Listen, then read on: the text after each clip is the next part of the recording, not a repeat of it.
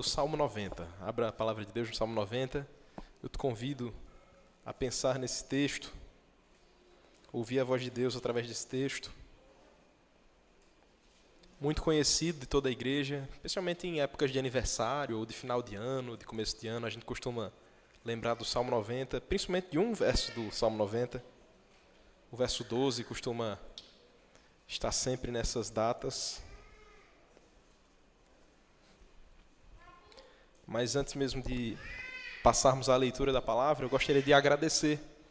É um privilégio ter servido como seminarista na Igreja Presbiteriana do Catolé, a nossa igreja. Me tornei presbiteriano aqui nessa igreja, acho que Maria de berço é do Catolé, né? Foi um pouquinho da Central também, né? Mas desde que o Catolé nasceu, Maria também é Catolé. E é uma honra fazer parte dessa casa, dessa família, servir aos irmãos, com os irmãos e aprender sobre Cristo. Por isso eu os convido para que nós possamos ler o Salmo 90 nesse mesmo espírito de adoração ao Senhor. Diz assim a palavra de Deus. Oração de Moisés, homem de Deus. Senhor, Tu tens sido o nosso refúgio de geração em geração, antes que os montes nascessem e se formassem a terra e o mundo, de eternidade a eternidade, Tu és Deus. Tu reduzes o homem ao pó e dizes, tornai filhos dos homens. Pois 1000 anos, aos Teus olhos, são como o dia de ontem que se foi e como a vigília da noite. Tu os arrastas na torrente, são como um sono, como a relva que floresce de madrugada viceja e floresce.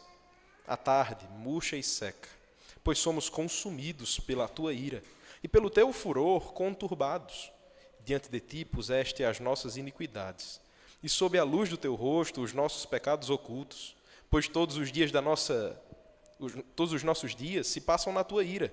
Acabam-se os nossos anos como um breve pensamento. Os dias da nossa vida sobem a 70 anos, ou, em havendo vigor, a 80. Neste caso, o melhor deles é canseira e enfado, porque tudo passa rapidamente e nós voamos. Quem conhece o poder da Tua ira e a Tua cólera, segundo o temor que Te é devido? Ensina-nos a contar os nossos dias, para que alcancemos coração sábio. Volta-te, Senhor. Até quando? Tem compaixão dos Teus servos. Sacia-nos de manhã com a Tua benignidade, para que cantemos de júbilo e nos alegremos todos os nossos dias. Alegra-nos por tantos dias quanto nos tens afligido. Por tantos anos quanto suportamos a adversidade. Aos Teus servos apareçam as Tuas obras, e aos seus filhos a Tua glória. Seja sobre nós a graça do Senhor, nosso Deus. Confirma sobre nós as obras das nossas mãos. Sim, confirma a obra das nossas mãos. Vamos ter mais um momento de oração nesse instante? Ó Deus, nós Te louvamos porque o Senhor é o Deus que está acima do tempo. Desde a eternidade até a próxima eternidade, Tu és Deus. O Senhor é um Deus que surpreende, um Deus que cuida do seu povo, um Deus que sabe toda a nossa história, que conhece todos os nossos dias, o Deus que nos formou. Ó Deus, nós Te louvamos por isso e Te pedimos, misericordiosamente, que o Senhor desvende os nossos olhos para que possamos contemplar as maravilhas da Tua lei. Fala conosco, Senhor, que não seja simplesmente uma explicação do texto, mas que nós possamos ouvir a Tua voz, que Cristo seja pintado aqui diante de nós. Te pedimos isso, apesar das nossas limitações e defeitos, mas confiando que o nome do Senhor será glorificado em tudo. Em nome de Jesus. Amém. Contrariando tudo aquilo que acabei de orar praticamente, a nossa ilustração, a nossa elucidação aqui inicial, é sobre um poema que tem por título 666, o famoso 666. Mas não é aquele que você está pensando, não se assuste, não é tão diabólico assim, não. 666 é um poema famosíssimo de Mário Quintana. Há um nome mais bonitinho que foi batizado depois, embora o nome oficial seja 666. O segundo nome é O Tempo. Ele botou esse nome para aliviar o peso que 666 traz. E o poema 666 diz o seguinte: a vida é um conjunto de deveres de casa que nós trouxemos para fazer em casa. Quando se vê, já são 6 horas. Ainda há tempo. Quando se vê, já é sexta-feira. Quando se vê, passaram 60 anos. Agora é tarde demais para ser reprovado. E se me dessem um dia, outra oportunidade, eu nem olhava o relógio. Seguia sempre em frente e iria jogando pelo caminho as cascas douradas e inútil das horas.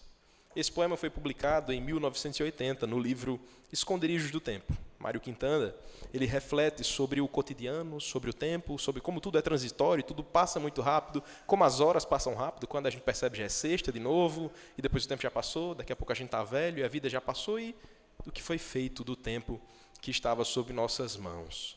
É quando a gente olha para uma situação assim, quando a gente percebe um poema assim, ou quando olhamos para a nossa vida e percebemos que já não somos mais tão jovens quanto éramos há alguns anos atrás, que percebemos como é que podemos lidar com algo que não para. Como podemos lidar com um tempo que passa sendo tão frágeis como nós somos. Como podemos lidar com esse relógio que não tem como segurar um pouquinho o ponteiro e dizer, calma, vai devagar que eu quero aproveitar um pouco mais meus filhos crescendo. Como a gente aproveita o tempo sendo tão frágeis. O Salmo 90 responde todas as nossas dúvidas. O Salmo 90 é a resposta que diz assim, você não controla o tempo, mas tem uma maneira melhor de viver nesse tempo que passa tão rápido. O Salmo 90 ele aponta para o Evangelho, afinal, o próprio Evangelho é a resposta para a fragilidade dos homens. O próprio Evangelho é a resposta para esse tempo que passa tão rápido. Mas eu te convido primeiro a pensar no livro dos Salmos como um todo. Talvez você ainda não soubesse disso, esse é o primeiro salmo de toda a Escritura. Embora ele não seja o salmo número 1, mas ele é o primeiro salmo. Você deve ter percebido isso quando nós lemos o título do salmo. Ele diz assim, oração de Moisés. Sim, é Moisés, aquele Moisés que você pensou mesmo. Esse Moisés que escreve ali por volta de 1000 anos, antes do próprio livro dos Salmos ter sido escrito, ou pelo menos compilado. Ele escreve essa sua oração, ele registra a sua oração, que é o cabeçário do quarto livro dos Salmos. O Salmo 90 ele é o começo do quarto livro dos Salmos. E Moisés, com muita ênfase, ora a Deus. Aquele Moisés que foi o responsável pela libertação do povo. Aquele Moisés que caminhou no deserto, e provavelmente é nesse cenário. A gente não tem a data exata, a gente não sabe o que é que estava acontecendo para ele ter orado isso aqui. Mas a gente sabe que talvez tenha sido nesse trecho de caminhada, que ele vai lembrando, vai vendo o tempo passar, vai vendo que talvez ele não é mais tão jovem, vai vendo que ele já viu a ira de Deus, que ele já viu a graça de Deus, e ele escreve essa oração. É talvez um dos poemas ou orações mais lindas de toda a Escritura, que você já conhecia, pelo menos o verso 12. Você já lembrava desse verso, mas é um poema, uma oração, que fala muito sobre 3 coisas. A primeira delas, o nosso Deus. A segunda, o tempo.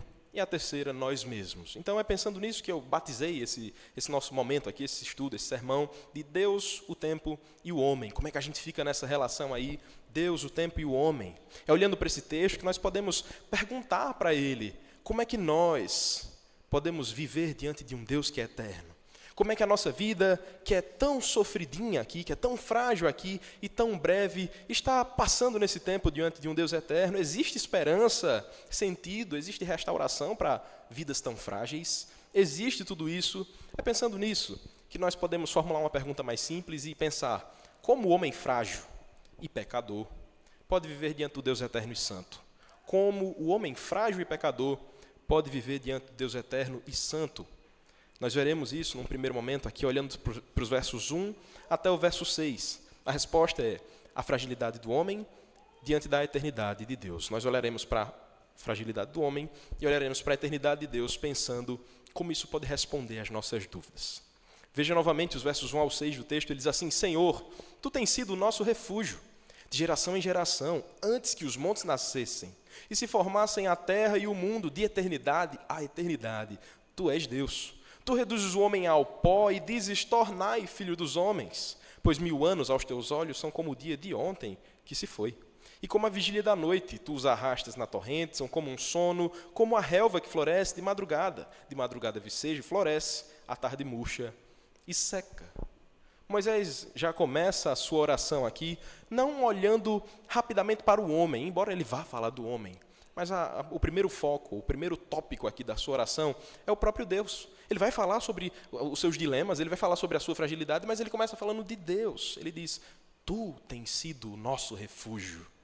Tu tens sido a nossa morada. É uma tradução talvez mais simples para a gente entender. Nós estamos refugiados, abrigados, protegidos, habitamos no Senhor, que é o Deus eterno de geração em geração. Em outras palavras, A segurança do povo de Deus nunca esteve ligada a mapas geográficos. Nós estamos seguros porque Jerusalém é um lugar abençoado e aqui estamos protegidos. Nós estamos protegidos porque estamos num templo, aqui entre quatro paredes, e Deus se faz presente aqui. Nunca foi isso. Senhor, Tu tens sido o nosso refúgio. Isso consola os peregrinos no deserto. Isso consola pessoas que andam nesse mundo e sabem, meu Deus está comigo. Ele é o meu refúgio. Nós estamos nesse Deus que tem sido nosso refúgio de eternidade a eternidade. Isso parece muito simples de falar, mas ele está dizendo, o Senhor é fora do tempo. Os anos para nós se passam, os anos vão passando, acabamos de viver isso mais uma vez, mas ele sabe, de eternidade a eternidade, o Senhor não está preso no nosso calendário, o Senhor está acima do tempo, o Senhor é eterno. O Senhor está fora dessa nossa contagem de horas, minutos e segundos. O Senhor de eternidade a eternidade tem sido o mesmo. E depois disso, depois de perceber que ele é servo desse grande Deus, desse Deus eterno, ele olha para si mesmo e diz, tu reduzes o homem ao pó. Quando a gente olha para um Deus tão grande, isso é uma espécie do que nós fazemos na nossa liturgia aqui. Olhamos para o tamanho do nosso Deus e o adoramos. Você fez isso quando nós lemos aqui com o pastor Flávio, o Salmo 40. Nós adoramos a Deus pela grandeza dele, mas automaticamente, quando percebemos a grandeza de Deus, dizemos, nós somos pó. Nós somos pequenos, perto desse Deus eterno, o mais nobre dos homens não passa de pó. Ele muda o foco aqui da sua oração, ele diz, olha, eu sei que o Senhor é eterno, eu sei que o Senhor é grande, mas eu não sou não, eu morro. Eu sou pó e ao pó da terra eu vou voltar. Eu sou frágil, embora o Senhor seja eterno, embora o Senhor seja muito grande, eu sou pequeno, frágil e morro. Eu sou limitado diante de um Deus tão grande, diante de um Deus que não está limitado, eu continuo sendo limitado. É isso que Moisés está dizendo aqui em outras palavras. Ele está trazendo um tema aqui que não é simplesmente uma aula de biologia. Ele está dizendo, o homem vai voltar para o pó da terra, ele vai morrer. Mas a gente não morre simplesmente, meus órgãos foram parando, eu fui adoecendo e morri. Um acaso biológico, uma série de eventos fisiológicos aconteceram e eu morri. Não é essa a questão aqui. Moisés ele vai argumentar e mostrar que, embora sim tenha o fato biológico que o nosso corpo vai morrendo, vai perdendo as funções e vai paralisando de alguma maneira, o que Moisés está trazendo aqui é teológico. Ele não está trazendo biologia para dizer que os homens morrem quando envelhecem, ele está trazendo teologia e dizendo, tu reduzes o homem ao pó. Se o homem morre, é porque Deus está fazendo de alguma maneira que a gente envelheça, o tempo passe, a gente sofra e a gente morre. O que é que está acontecendo aqui? A eternidade de Deus expõe a nossa ilusão de autossuficiência. É a eternidade de Deus que mostra, eu não sou eterno aqui nessa terra. Eu não sou duradouro com esse corpo, eu não terei o mesmo vigor que tive alguns anos atrás, nem tenho mais. A gente não vai ser quem a gente é hoje, a vida inteira, perfeitamente, maravilhoso. Ele está dizendo, nós seremos fragilizados com o tempo. O tempo vai passando e as nossas mazelas vão aparecendo. Ele mesmo diz no verso 5, tu os arrastas na torrente. A gente nem tem firmeza para poder se estabelecer se o tempo quiser passar. Deus faz com que o tempo passe e o homem seja arrastado. Os nossos dias, ele vai dizer aí, são como um sono. Basta um cochilo de Deus e pronto, já passou toda a nossa história. Já foram 1000 anos. Um sono. É uma metáfora que ele está usando aqui. O tempo passa rápido. Mas somos também como a relva que floresce, é bonitinha. Está ali regada, linda, cheirosa, passou, já foi. Muito bonita, floresceu de madrugada, mas de madrugada ainda cresceu, floresceu, de tarde secou, morreu, murchou. Essa é a vida dos homens. Essa é a nossa vida aqui na terra, por mais bela que seja, por mais proveitosa e deleitosa que seja. É muito rápida, é muito passageira e não volta atrás. E não volta atrás. Ora, como nós queríamos voltar a brincar de amarelinha nas ruas aí, de polícia e ladrão. Mas quem aguenta mais? Quem tem mais joelho para brincar dessas coisas? Quem tem mais pulmão para correr atrás de crianças? A gente nem tem mais. O tempo vai passando e parece que ele mesmo nos deixa para trás. Meus irmãos, a Bíblia não romantiza. A vida é breve. Ela passa depressa e isso nos aponta para outra pessoa. Quando nós olhamos para um texto que fala sobre o tempo passando muito rápido, você deve olhar e dizer, que mensagem desmotivacional é essa? André está dizendo que eu vou morrer semana que vem. Talvez, eu não sei. Mas a gente olha para esse texto e percebe que há alguém que não estava limitado ao tempo. Alguém que não passavam-se os anos e ele envelhecendo, ficando com dores e ficando mais fraco. Não ficava. Mas ainda assim nós temos um Deus que olhou para homens que estavam sofrendo no tempo com seus pecados, por causa dos seus pecados, como veremos em breve, e ainda assim esse Cristo, que existia antes do tempo, acima do tempo, fora do tempo, maior do que o tempo, o Cristo eterno, ele escolhe entrar no tempo. Ele escolhe furar a bolha da eternidade à eternidade, escolher uma data específica e vir andar conosco nesse mundo. Nós olhamos para um texto como esse e sabemos o que Moisés não teve o privilégio de ver com seus olhos, o que Moisés não teve o privilégio de ler, Mateus, Marcos, Lucas e João. Nós sabemos que o próprio Deus viu as misérias que os homens sofriam e fez-se homem como nós. Nós temos um Deus que passa por tudo aquilo que nós passamos, um Cristo que, na mesma metáfora que Moisés usa aqui, nós vimos no Calvário o próprio Deus voltando ao pó. O pó que ele não veio do pó, mas ele indo ao pó também. Nós vimos um Deus que se submeteu ao que ele não merecia, que tomou o nosso destino para que nós pudéssemos tomar o destino dele.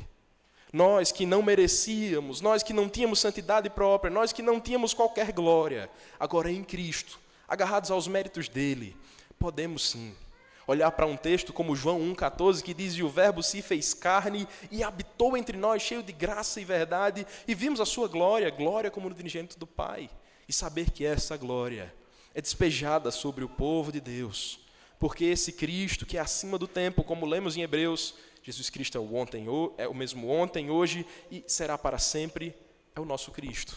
Esse é o mesmo Cristo, que não precisava ter entrado no tempo, sofrido, não precisava ter feito nada disso, mas ele suporta tudo isso. Queridos, nós costumamos contar os nossos dias, contar o nosso tempo, ou a história da humanidade através de eras, talvez de impérios, se você prefere lembrar da história antiga, o tempo de Roma, o tempo da Grécia. Se você colocar toda a história da humanidade em blocos, esses muitos blocos empilhados, a geração do presidente tal, a era Vargas, a era do outro, a época dos militares, tudo isso, coloque toda a história dos homens. O texto já nos mostrou aí. Não passa de uma sonequinha para Deus. Não passa de um cochilo, um piscar de olhos, toda a nossa história diante de um Deus que é gigantesco. É somente um instante. É somente um momento. Isso fala conosco. Eu estou querendo te incomodar para que você saiba, a sua vida é frágil, o que você tem feito com ela. O que você tem feito com o tempo que Deus tem te dado. Se eu olho para mim mesmo e percebo, não sou imortal. Se eu olho para mim mesmo e percebo, não tenho mais o mesmo tempo que eu tinha ontem, eu preciso viver de uma forma mais digna do Senhor. Eu preciso viver de uma forma mais agradável a Deus. Ou pelo menos de uma forma mais humilde. Pelo menos de uma forma mais humilhada diante da presença de Deus. Ou no mínimo, dependendo de um Deus que é eterno. Porque eu não sou.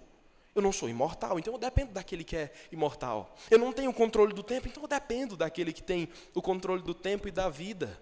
Queridos, isso é um chamado à confiança em Deus. Embora você não possa controlar as horas, você não determina se você vai ter amanhã um dia de sucesso ou um dia meio complicado, você não sabe disso, você pode confiar naquele que tem os dias todos contados. Embora você se programe, tenha rotina, programe a sua estabilidade de alguma maneira, Ele tem sido a nossa morada de geração em geração. Só quem reconhece que é fraco. Só quem reconhece que não controla o tempo, só quem reconhece que não tem estabilidade em si mesmo, pode buscar em Deus sabedoria para viver os seus dias. E é por isso que a primeira resposta à pergunta, como o homem frágil e pecador pode viver diante de Deus, é reconhecendo a sua fragilidade, reconhecendo que nós estamos diante de um Deus eterno. Mas uma segunda resposta aqui, quando nós olhamos para o verso 7 ao verso 12, ao verso 11, a tônica do texto muda. Perceba na sua Bíblia. Ele diz assim: pois somos consumidos pela tua ira, e pelo teu furor conturbados. Diante de ti puseste as nossas iniquidades, e sob a luz do teu rosto os nossos pecados ocultos. Pois todos os nossos dias se passam na tua ira. Acabam-se os nossos anos como um breve pensamento. Os dias da nossa vida sobem a 70 anos, ou, em havendo vigor, a 80. Neste caso, o melhor deles é canseiro e enfado, porque tudo passa rapidamente e nós voamos. Quem conhece o poder da tua ira? E a tua cólera, segundo o temor que te é devido. Perceba, a tônica do verso 1 ao verso 6 era louvar a Deus, reconhecer a grandeza de Deus, a eternidade de Deus, e ele já estava expondo a fragilidade dos homens. Ele diz, olha Deus, o Senhor é eterno, a gente não é, a gente morre, a gente sofre, a gente é pó. mas ele ainda usa ilustrações bonitinhas. Ele fala, nós somos como a relva, que cresce, aparece ali, murcha, morre. Agora, ele não tem mais palavras fofas, ele não tem mais palavras sutis, o termo é direto, nós estamos sendo consumidos pela tua ira. Todos os nossos dias se passam debaixo da tua ira. Por que Moisés usa uma linguagem tão pesada? Não estava bom o clima que Moisés estava trazendo, a reflexão ali. Ele parou de dizer que nós morremos, e agora ele está dizendo por que nós morremos. Ele passou a explicar o que ele entendeu diante de um Deus que é eterno. Nós morremos porque a culpa é nossa mesmo. Nós morremos porque nós merecemos morrer. Essa é a leitura teológica que Moisés faz aqui para nós em sua oração. A vida é breve, mas isso não é biologia, isso é teologia. Isso é um castigo, isso é fruto dos nossos pecados. Nós morremos porque nós pecamos desde o Jardim do Éden. A morte chegou nesse mundo sem ser planejada, não era um objetivo, não era esse o sonho. Ninguém foi criado para morrer, fomos criados para a glória. Mas o nosso pecado, os nossos próprios pecados nos lançaram nesse lamaçal. É por isso que nós morremos, somos consumidos pela tua ira e pelo teu furor, conturbados. O verso 8, ele diz, diante de ti puseste as nossas iniquidades. Mas olha o detalhe que ele traz aí. E sob a luz do teu rosto, os nossos pecados ocultos. A ideia aqui é de que nem mesmo o seu pecado mais secreto de todos, nem mesmo aquilo que só ficou lá no menos que o subconsciente, menos que o inconsciente, está lá bem escondido, super escondido, foi sob a luz do rosto de Deus. Aquele clarão, assim, Deus está vendo claramente tudo o que nós pensamos que era oculto. Todo o nosso pecado está exposto diante da luz de Deus, como se nós apagássemos toda a igreja agora e um grande holofote apontasse para o nosso pecado. Essa ilustração que Moisés traz aqui, nada é oculto diante de um Deus que é eterno, nada é oculto diante de um Deus que é completamente santo. O pecado chama a atenção de Deus, o pecado faz com que Deus olhe e diga, isso não é agradável a mim, isso não é belo aos meus olhos. O que Moisés está dizendo aqui, em outras palavras, é que a morte, ela é uma consequência judicial. Nós morremos porque o juiz decretou, pecou, essa é a sua pena, morte. Foi esse o acordo que ele fez com Adão e Eva. Foi isso que ele disse, no dia que você comer, certamente morrerá. Eles comeram, consequência natural, o juiz já tinha dito, morte. É por isso que nós morremos. A morte, embora esteja relacionada de alguma maneira com os fluidos, com os órgãos, com a fisiologia do corpo, tem uma razão final. Deus está irado contra o pecado. Deus está irado contra tudo aquilo que nós fazemos que desagrada a Ele. Nada escapa dos olhos desse Deus. Spurgeon, de uma maneira ainda mais poética, ele diz o seguinte: o nosso pecado, quando visto pela ótica do amor e da santidade de Deus, perceba, não se mostra apenas como um erro, mas é uma terrível ofensa. Entenda isso em outra perspectiva. Quando nós pensamos, mas eu só contei uma mentirinha, por que eu vou para o inferno por uma mentira? Tanta gente que mata, que rouba, que faz coisas horríveis por aí. Eu só mentia, quer dizer que eu vou para o inferno queimar lá a eternidade inteira por causa de um pecado. Bom, a lógica é, contra quem eu estou pecando? Contra quem? É um Deus que é infinitamente santo, logo os meus pecados atingem uma santidade que é infinita. Eu estou pecando e mereço um castigo infinito. É essa a lógica. É esse o princípio. É contra um Deus eterno, contra um Deus infinito. Então, todo pecado, por menor que pareça aos seus olhos, ele é infinito, contra um Deus infinito e merece uma punição infinita. Entenda, quem escreve isso aqui é Moisés. Ele sabe do que ele está falando. Ele viu muitas coisas acontecendo. Ele viu glória e maravilha pelas 10 pragas ali do Egito. Ele viu o mar se abrindo diante dos seus olhos. Ele viu o poder de Deus. Ele viu o próprio Deus agindo contra o povo dele, quando o povo se tornou idólatra, adorando um bezerro de ouro. O mesmo Deus que tinha libertado os homens do Egito, fez com que eles passassem a pé enxuto, caminhassem no deserto provando do maná, tendo sol, tendo lua, tendo toda a proteção de Deus ali, a nuvem, a coluna de fogo. Eles experimentam do poder de Deus. Mas mesmo que você seja um filho amado, um filho querido, saiba, Deus não tolera os seus pecados porque Ele te ama. Mas é porque Deus me ama tanto, Ele vai deixar só um pecadinho. Tá? Deus vai ligar por isso. Ele vai ligar por isso, sim. Embora você seja um filho amado, querido, protegido, guardado por Deus, cada pecado continua sendo uma ofensa terrível. A ilustração que eu uso isso com certa recorrência é o seguinte: você tem o seu carro lá fora, provavelmente você tem o seu carro lá fora, ou o carro do seu pai, o carro de alguém da sua família. Você tem um certo cuidado com esse carro. Eu espero. que quando você for sair, ao final do culto, você não vai dar ré com força para bater no carro de trás, aí bate no da frente e vai-se embora, porque você não liga para o seu carro. Creio que se você fizesse isso, você ficaria com um sentimento terrível. Eita, bati o carro, amassei o fundo aqui, amassei a frente. Algo terrível aconteceria. Você ia pensar, meu bolso vai doer, amassei o carro do irmão, amassei o carro do outro. Essa é a lógica do pecado. Você não peca e diz, eita, ó, pequei de novo, mas Deus perdoa mesmo, então tá tranquilo. Não é isso. Pense como se a batida do carro fosse essa questão do pecado. Você não se alegra quando bate o carro. Você não fica feliz por ter um prejuízo daquele tamanho com o seu veículo ali. Essa lógica, eu não me agrado com o pecado. Eu não tenho prazer no pecado. Ele não é uma besteirinha para mim. É algo ofensivo, é algo danoso, é algo prejudicial. Eu não quero pecar. Eu não quero, embora saibamos que nós pecamos. Mas esse não é um desejo do coração daqueles que são filhos de Deus. E Moisés continua dizendo, pois todos os nossos dias se passam na tua ira.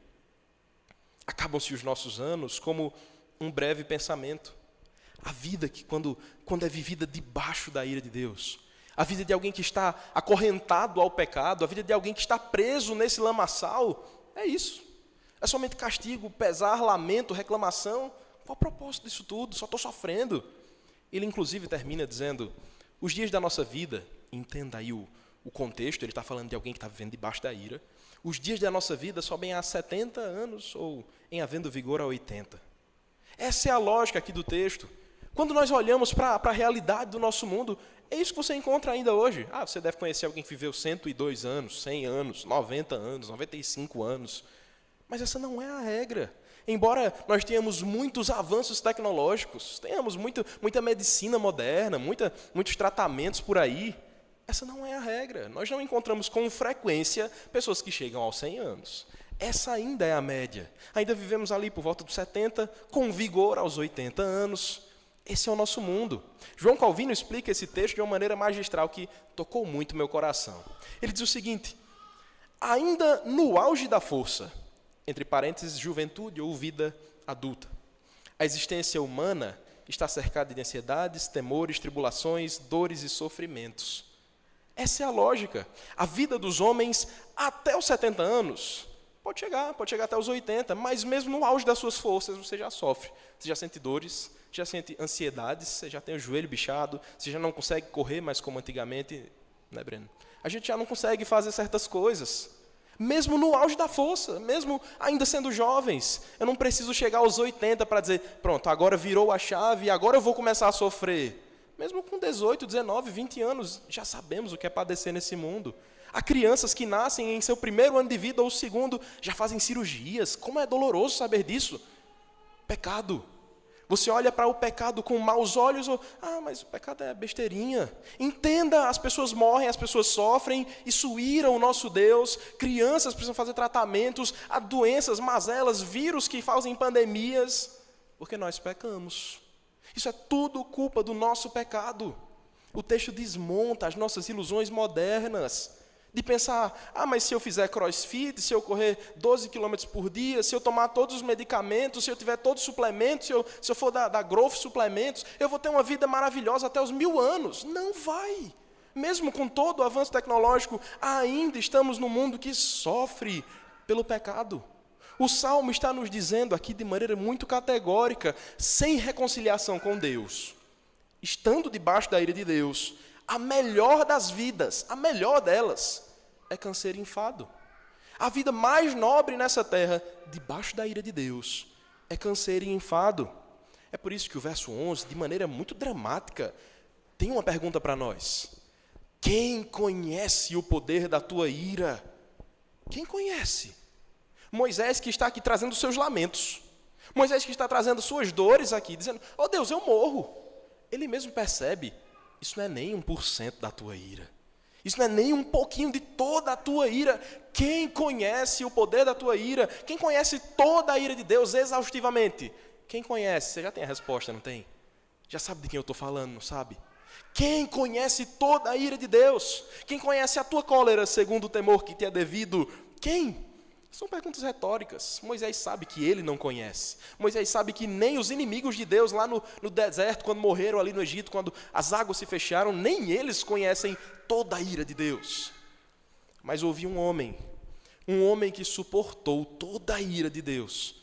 Um homem que John Bunyan diz assim: essa ira de Deus é tão incompreensível quanto o amor de Cristo, que excede todo entendimento.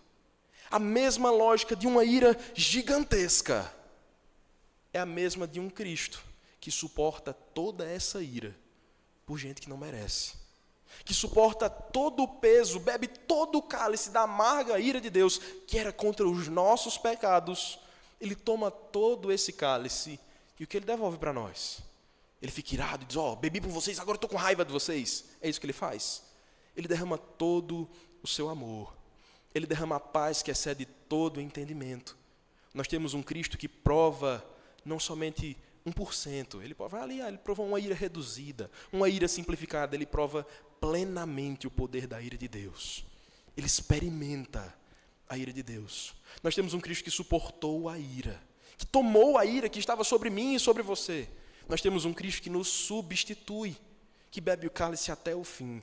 Aquele Filho de Deus que era santo, perfeito, completamente obediente, ele suporta até a cruz em nosso lugar. Quem conhece o poder da tua ira? Jesus. A resposta é Cristo. Cristo suportou e conheceu toda a ira de Deus. A ira que deixa o pecador assustado. Aquele temor que os homens têm do inferno. Cristo conheceu toda a ira de Deus. E o mesmo Spurgeon que citei antigamente, ele conta uma história muito simples, muito breve. Ele diz o seguinte: havia um pardal, é uma ilustração, creio que ele inventou essa história.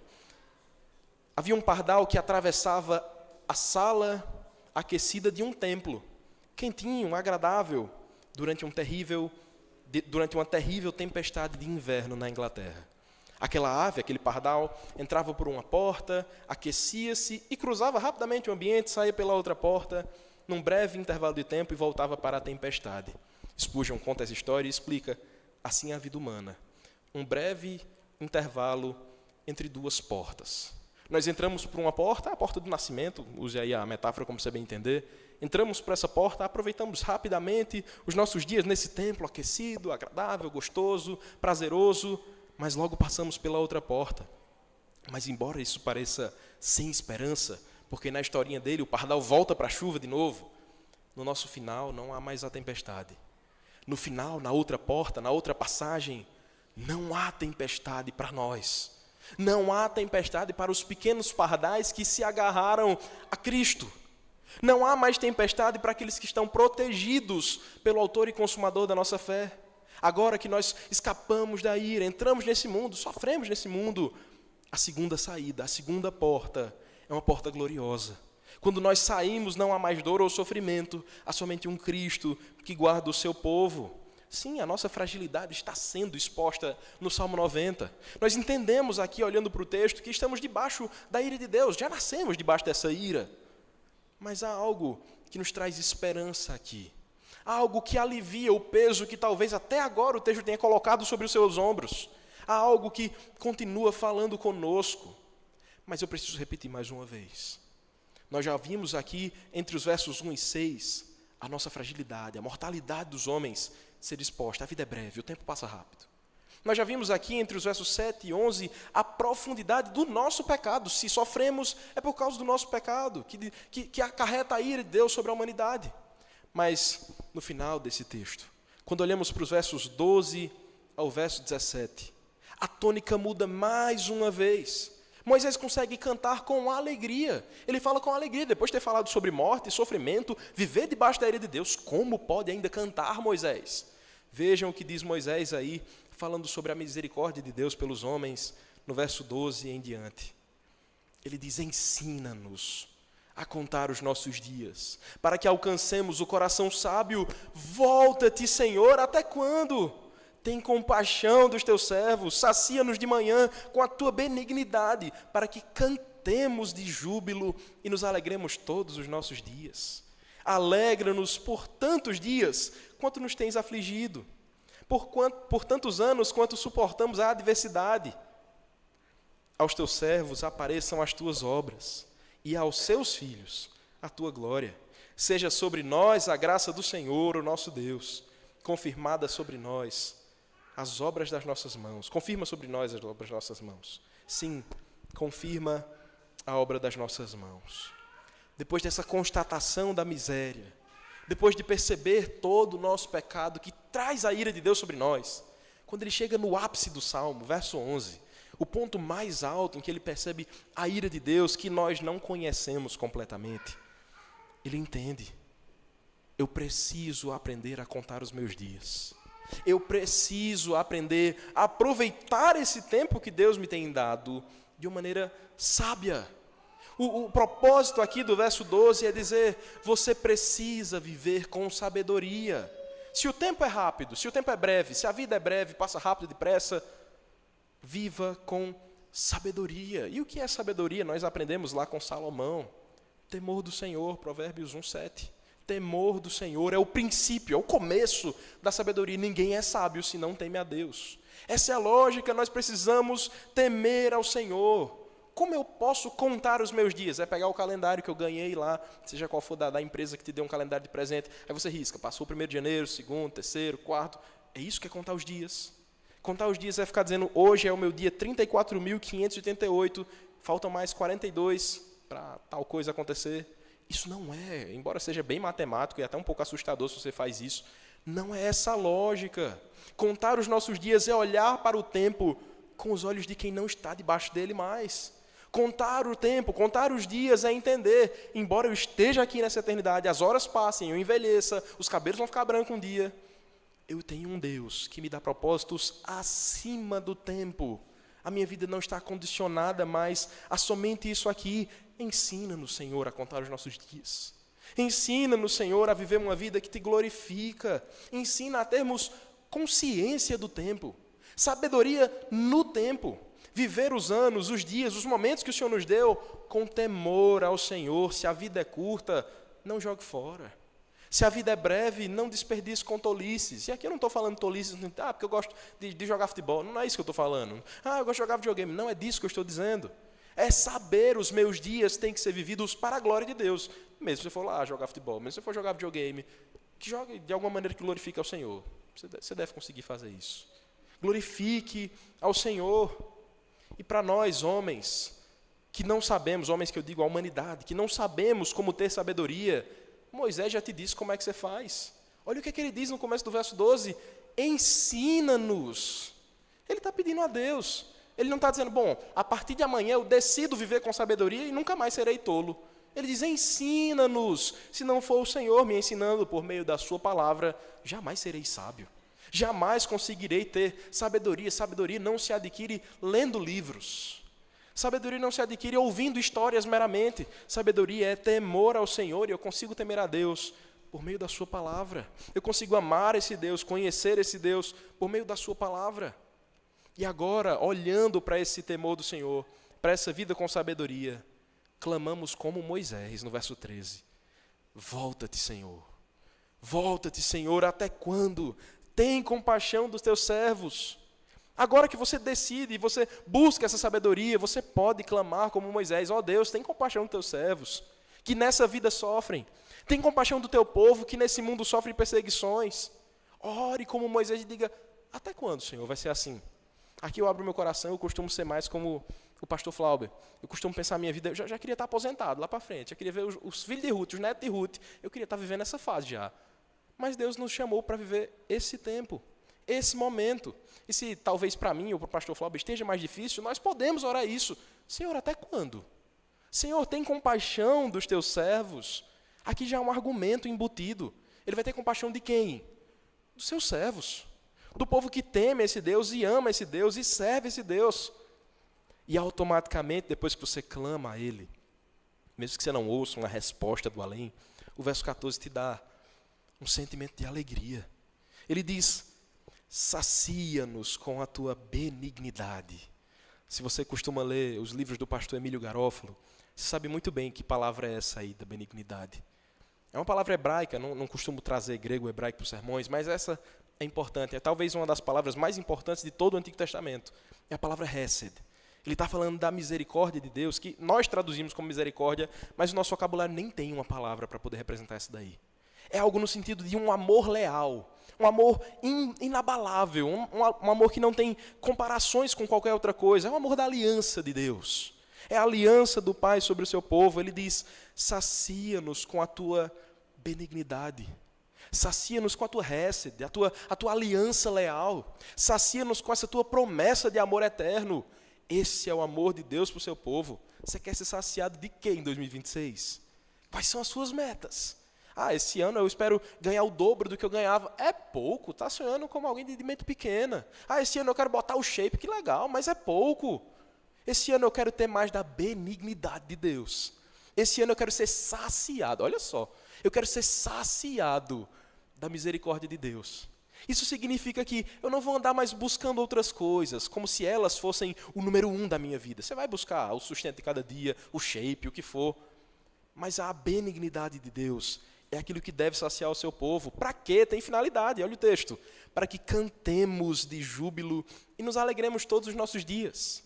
Se eu estou buscando a Deus, se eu estou contando os meus dias, se eu estou buscando ter sabedoria, eu estou sendo saciado por Ele, eu posso cantar todos os dias. Está fazendo sol, eu canto a Deus. Está chovendo muito, eu canto a Deus. Está quente, eu canto a Deus. Estou triste, eu canto a Deus. Porque eu estou sendo saciado por essa benignidade. E ele continua enfatizando de maneira uns sinônimos aqui que ele traz, né? Alegra-nos por tantos dias quanto temos sofrido. Eu quero sentir tanta alegria na presença do Senhor por tantos dias quanto eu sofri. Eu sofri 1000 dias, eu quero ter 1000 dias de alegria no Senhor. Ele continua dizendo, por tantos anos quanto eu suportei adversidades, eu quero ter tantos anos saciados na tua benignidade. Faça dessa a sua meta em 2026. Que seja esse o seu propósito, eu quero ser saciado. O tanto de tempo que eu chorar em 2026, eu quero ser consolado. A mesma proporção, eu quero ser consolado pelo Senhor. A mesma proporção que eu derramar lágrimas, eu quero cantar louvores ao Senhor. Essa é a alegria maluca do Evangelho em nossa vida. Essa é a alegria dos cristãos que olham para os sofrimentos e não desprezam os sofrimentos. A gente sofre, dói, a gente chora, a gente não despreza a dor, mas mesmo em meio à dor, nós olhamos para o nosso Redentor. Mas mesmo em meio à dor, nós podemos olhar para um Deus que se entregou por nós e saber, a dor não é o fim. E saber que mesmo que venham dias difíceis, eu não estou profetizando de alguma maneira sobre sua vida, nada disso, é que eu sei que eles vêm mesmo. E a gente sabendo dos dias difíceis que virão, podemos ainda assim manter a alegria no Senhor. Podemos ainda assim cantar o que ele canta aqui nos versos 16 e 17. Aos teus servos apareçam as tuas obras, e aos seus filhos a tua glória. Seja sobre nós a graça do Senhor nosso Deus. Confirma sobre nós as obras das nossas mãos. Sim, confirma a obra das nossas mãos.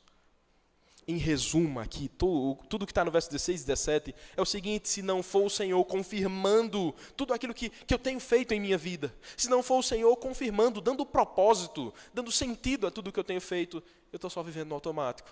Eu estou só saindo para trabalhar na segunda, estou só voltando cansado na terça, estou só vivendo uma vida mecânica.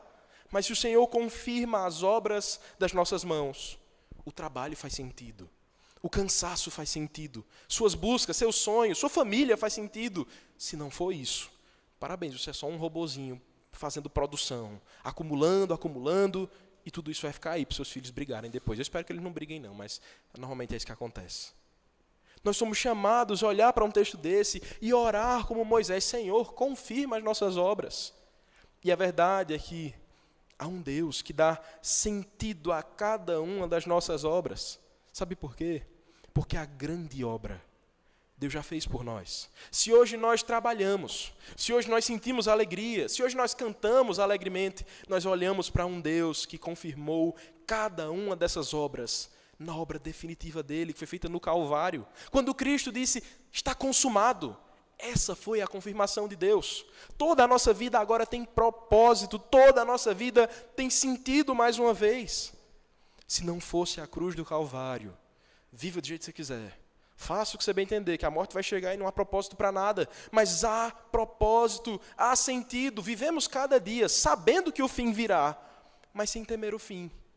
Nós cantamos isso muitas vezes, não hoje, mas nós cantamos isso muitas vezes. Porque Ele vive, eu posso crer no amanhã. Porque Ele vive, temor não há. Eu creio em um Deus que dá propósito e sentido a toda a minha vida. Mesmo que a minha vida seja frágil, mesmo que apareça um vírus e a gente tenha que ficar trancado dentro de casa, padecendo dores, sofrendo, mesmo que a morte bata a porta, mesmo que notícias ruins cheguem, há esperança. Jesus Cristo venceu, Cristo nos dá uma nova vida. O Evangelho nos faz viver todos os dias, sejam fáceis ou difíceis, para a glória de Deus. Nós começamos o ano agora, nem é tempo de estar falando de dificuldade, né? Você queria estar ouvindo coisas boas, promessas boas. 2026 é um ano de conquistas e vitória, vai todo mundo trocar de carro, eita. Mas talvez não seja isso que aconteça esse ano. Talvez você vá lá me ajudar em Boqueirão, aí é bom, eu gosto. A gente experimenta coisas boas lá também. Mas se você tem metas, ou se você ainda não definiu suas metas, eu te sugiro algumas. Peça a Deus, ensina-nos a contar os nossos dias. Peça a Deus não uma vida mais longa somente, mas uma vida mais longa na presença dEle. Peça a Deus não simplesmente um ano inabalável, cheio de alegrias, mas peça, Senhor, que a Tua graça, a Tua bondade, a Tua misericórdia me persigam todos os dias de 2026 e o resto da vida também. Que você tenha um olhar que não pede simplesmente uma vida sem sofrimentos, mas que você diga, Senhor, que nos meus sofrimentos eu lembre de Cristo, eu esteja com Cristo, que você viva por objetivos eternos, viva para a glória de Deus e não para a sua. A gente pode olhar para esse texto e tirar algumas lições para nós. A primeira lição que esse texto nos ensina é sobre uma vida de humildade. Muitas e muitas vezes, nós pensamos que a vida está baseada no quanto eu consigo ser uma pessoa organizada, planejada, precavida, porque eu tenho uma grande reserva de emergência, porque eu tenho grandes planos, eu sou a pessoa mais organizada, nada me tira dos meus planos, eu sou completamente organizado. Esse texto nos mostra, nós não podemos pensar que temos autoridade sobre o tempo ou sobre as eras.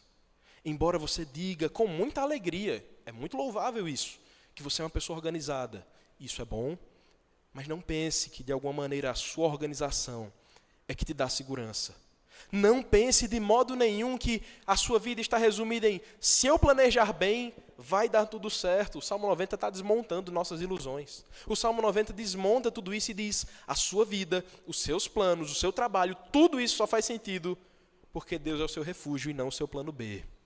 Não o seu plano B. Que não seja Deus o seu plano B.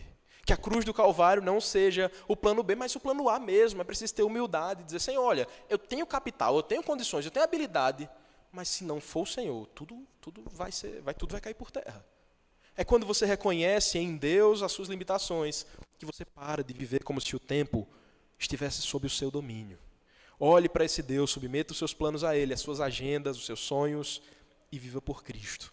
Uma segunda lição que esse texto nos traz é, leve o pecado a sério. Leve o pecado a sério e corra para Jesus Cristo. Embora a sua vida seja muito curta, a nossa vida é muito breve, não há tempo de trocar dias na presença de Deus. Dias gloriosos de deleite, conforto, descanso na presença de Deus, por uma vida corriqueira, rápida, em prazeres rápidos. Nós sabemos disso muito bem. O pecado ele sempre traz uma aparência de prazer, o pecado sempre traz um aparente deleite rápido, mas o seu peso é de ofensa contra o Senhor. Cada vez que o pecado te chamar, tentar te seduzir, lembre do verso 11 desse texto. Quem conhece o poder da ira de Deus? Quem conhece toda a ira de Deus? Cristo, não você. Por que Cristo conhece, não você? Porque cada um dos nossos pecados, a mentira, o engano, a fofoca, a maledicência, o que for, qualquer um dos pecados que você pensar, foram eles que fizeram Cristo passar pelo que ele passou. Foram eles que fizeram o nosso Salvador pagar aquele preço altíssimo que nós nem podemos mensurar em nosso lugar. E agora que Cristo fez isso por mim, o que é que eu faço por Ele? Eu vivo em arrependimento e fé. Eu odeio tudo que Cristo odeia e Ele odeia o pecado. Eu não quero pecar. Eu não quero pecar. Essa deve ser a nossa resolução. Senhor, me faz pecar menos, me deixa pecar menos esse ano. Me impede mais esse ano. Me cega para o pecado esse ano, que eu possa desviar desses caminhos.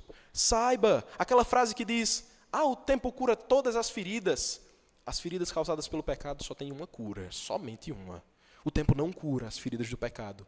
Cristo cura essas feridas. O sangue de Cristo sobre nós cura a principal ferida que nós fizemos, que rasgou a relação que havia entre nós e Deus.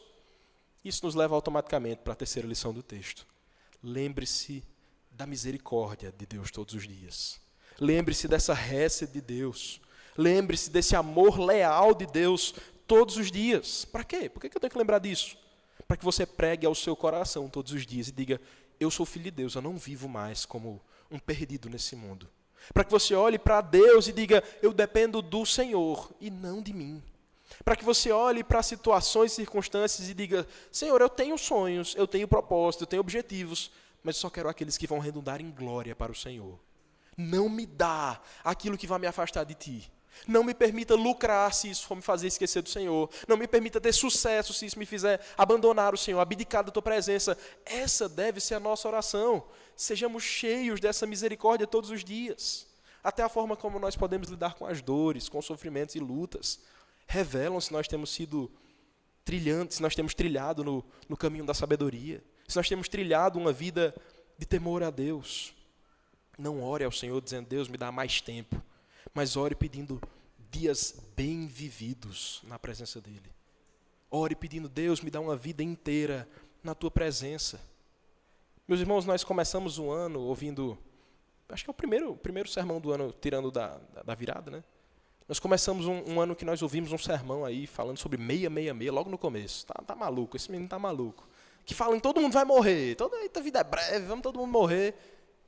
Mas isso é um chamado a nós lembrarmos que é um Deus que cuida de todo o tempo, toda a nossa história, todos os nossos dias. Sim, Mário Quintana, quando escreve o seu poema, ele está corretíssimo, corretíssimo. O tempo passa muito rápido, a gente que às vezes leva na brincadeira.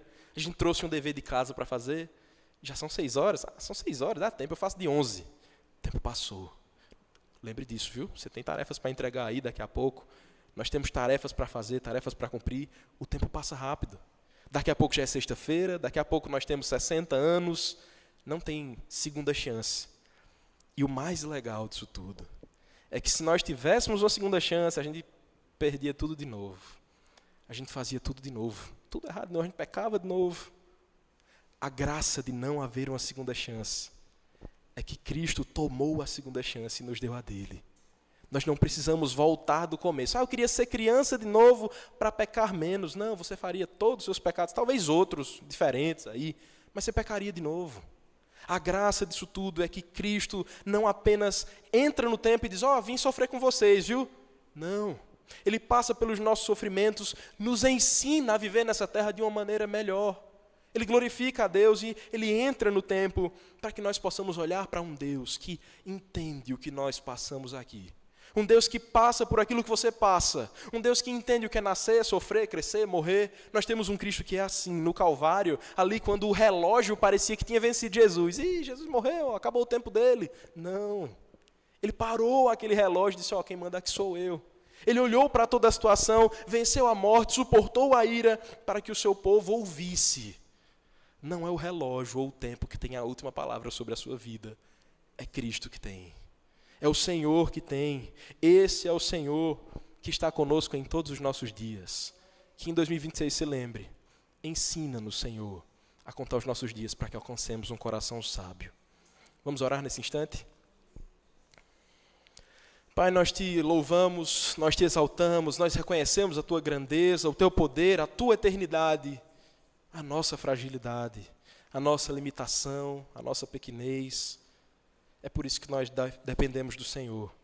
É por isso que nós confiamos somente no Senhor e não nas nossas capacidades, não no nosso braço, mas somente no braço forte do Senhor. Pai, que em 2026, por todos os dias da nossa vida, Tu sejas o nosso refúgio. Que nós nunca pensemos que estamos debaixo da Tua ira mais uma vez. Cristo já tomou essa ira por nós. Que nós possamos olhar para a Tua récede, para a Tua benignidade, para a Tua misericórdia, para o Teu amor leal, que nos segue todos os dias.